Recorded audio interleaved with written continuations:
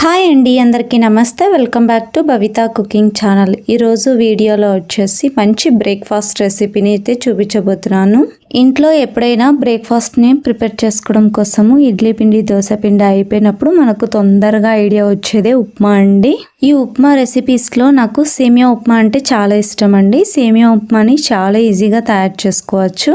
చాలా మందిలో సేమియా ఉప్మాని తయారు చేసుకునేటప్పుడు సేమియా మొత్తం ముద్దలా అయిపోయేలా చేస్తూ ఉంటారండి. పొడిగా చేయడం చాలా మందికి రాదు. అలాంటి వారి కోసము పొడిగా ఎలా తయారు చేసుకోవాలో సేమియా ఉప్మాని ఈ వీడియోలో చూపించబోతున్నాను.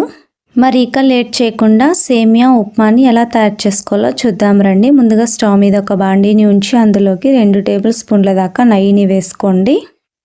నెక్స్ట్ 2 టేబుల్ స్పూన్ల దాకా ఆయిల్ని వేసుకోండి. మీరు పూర్తిగా నెయ్యినన్నా వాడచ్చు, లేదా ఆయిల్ అయినా కూడా వాడచ్చండి.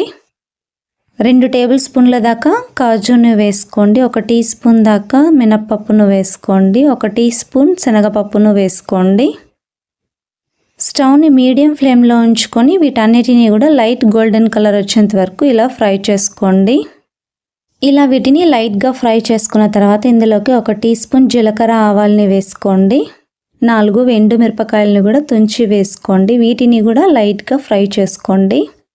కరివేపాకును వేసుకొని ఫ్రై చేసుకోండి. నెక్స్ట్ ఇందులోకి చిన్నగా కట్ చేసి పెట్టుకున్న ఉల్లిపాయ ముక్కలు 1 కప్పు దాకా వేసుకోండి. ఒకసారి బాగా కలిపిన తర్వాత ఇందులోకి చిన్నగా కట్ చేసి పెట్టుకున్న క్యారెట్ ముక్కల్ని కూడా 1 కప్పు దాకా వేసుకొని వీటన్నిటిని కూడా మంచిగా కలిపేసి ఫ్రై చేసుకోండి. 4 పచ్చిమిరపకాయలని కూడా చిన్న ముక్కలుగా కట్ చేసి వేసుకోండి. స్టవ్ని మీడియం ఫ్లేమ్లో ఉంచి వీటన్నిటిని కూడా మెత్తగా అయ్యేంత వరకు ఇలా ఫ్రై చేసుకోండి. ఈ ఉల్లిపాయ ముక్కలు, క్యారెట్ ముక్కలు సాఫ్ట్ అయ్యే లోపల పక్కన మనము సేమియాని కొలిచి పక్కన ఉంచుకుందామంటే నేను ఇక్కడ 1.5 గ్లాసు దాకా రోస్టెడ్ సేమియాని తీసుకుంటున్నాను. మీరు కావాలనుకుంటే నార్మల్ సేమియానైనా కూడా తీసుకోవచ్చండి. ఇలా రోస్టెడ్ సేమియాని తీసుకోవడం వల్ల ఉప్మా అనేది పొడిగా వస్తుందండి. అందుకోసమే నేను ఇక్కడ రోస్టెడ్ సేమియాని అయితే తీసుకున్నాను.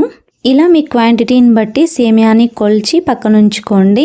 నెక్స్ట్ ఉల్లిపాయ ముక్కలు, క్యారెట్ ముక్కలు సాఫ్ట్ అయిన తర్వాత ఇందులోకి 1/2 కప్పు దాకా టమోటో ముక్కల్ని వేసుకొని టమోటో ముక్కల్ని కూడా కాస్త సాఫ్ట్ అయ్యేంత వరకు ఇలా కలుపుతూ ఫ్రై చేసుకోండి.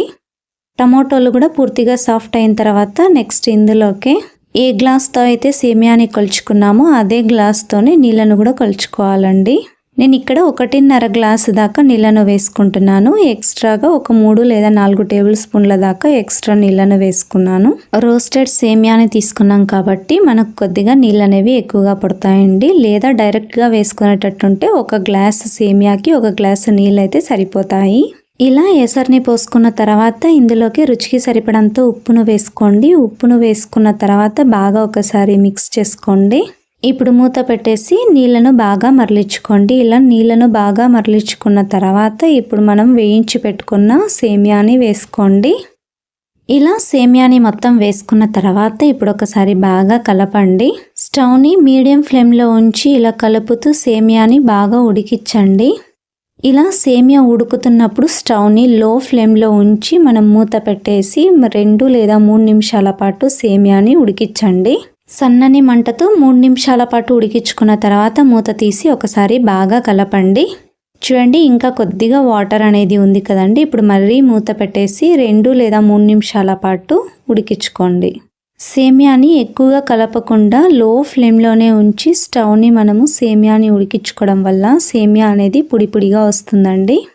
మీరు ఎప్పుడైనా సేమియా ఉప్మాని చేసేటప్పుడు ఫస్ట్ 2 నిమిషాల పాటు బాగా ఉడికించుకున్న తర్వాత మళ్ళీ స్టవ్ని లో ఫ్లేమ్లోనే ఉంచి సేమియాని ఉడికించుకోవడం వల్ల సేమియా అనేది ముద్దగా అవ్వకుండా ఇలా పొడిగా వస్తుందండి. నెక్స్ట్ ఇందులోకి చిన్నగా కట్ చేసి పెట్టుకున్న కొత్తిమీరను కూడా వేసి ఒకసారి బాగా కలపండి. ఇలా కొత్తిమీరను వేసుకున్న తర్వాత ఒకసారి బాగా కలిపేసి స్టవ్ ఆఫ్ చేసుకోండి. అంతే, సేమియా ఉప్మా రెడీ అండి. వేడిగా సర్వింగ్ ప్లేట్ తీసుకొని సర్వ్ చేసుకోండి.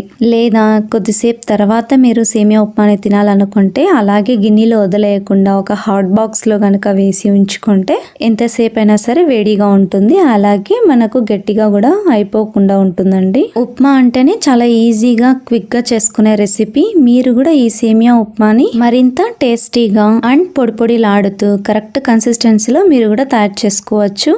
సేమియా ఉప్మాతో పక్కన పల్లి పొడిని వేసుకొని సర్వ్ చేసుకొని తినండి. చాలా రుచిగా ఉంటుంది. తప్పకుండా ట్రై చేయండి. మీకు ఎలా వచ్చిందో కింద కామెంట్ సెక్షన్లో కామెంట్ చేయండి. అలాగే లైక్ చేయండి, షేర్ చేయండి, సబ్స్క్రైబ్ చేయండి. Thank you for watching.